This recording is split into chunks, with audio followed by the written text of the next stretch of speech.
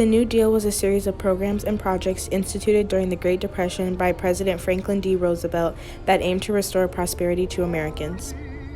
When Franklin Roosevelt became president, he offered a new deal for the American people. What was the New Deal? How was it put in place?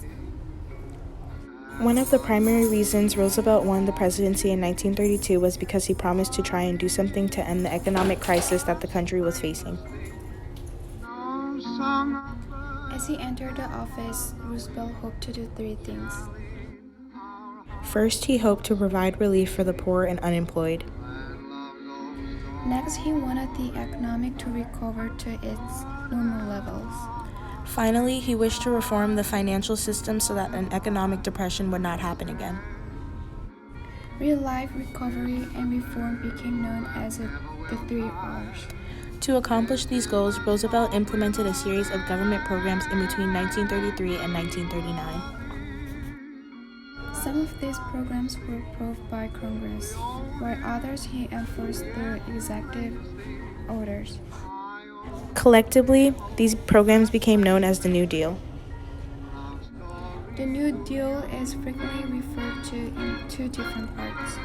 The first New Deal, which was enacted between 1933 and 1934, was largely concerned with reconstructing the nation's economy and offering relief to the banking industry.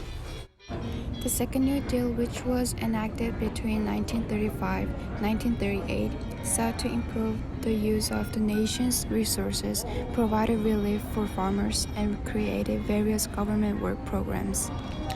There were many different types of programs that were a part of the New Deal. These programs had a variety of different intended purposes.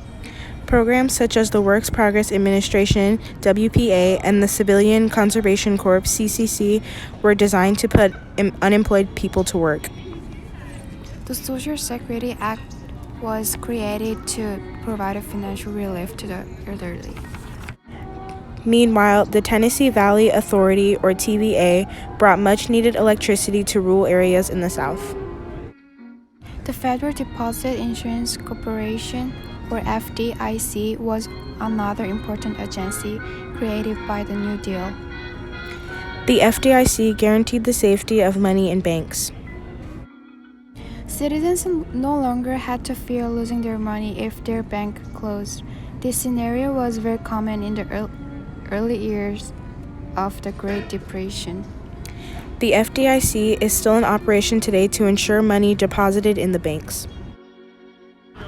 Aside from the FDIC, there are many government agencies that were created by the New Deal which still exist.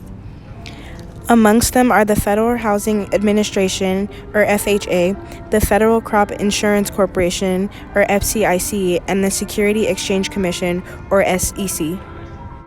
The Federal National Mortgage Association, the National Labor Relations Board, the Social Security Administration, and the Soil Conservation Service were all created by the president.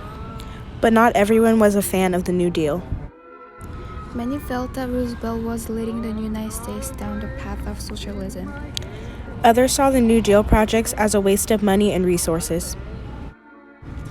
Today, some economists and historians believe that Roosevelt's adherence to the New Deal policies actually prolonged the Great Depression. However, New Deal programs did not put millions of people to work, providing economic relief for struggling families.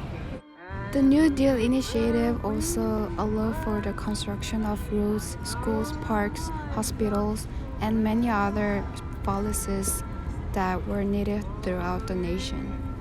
Roosevelt's New Deal fundamentally and permanently changed the U.S. federal government by expanding its size and scope, especially its role in the economy.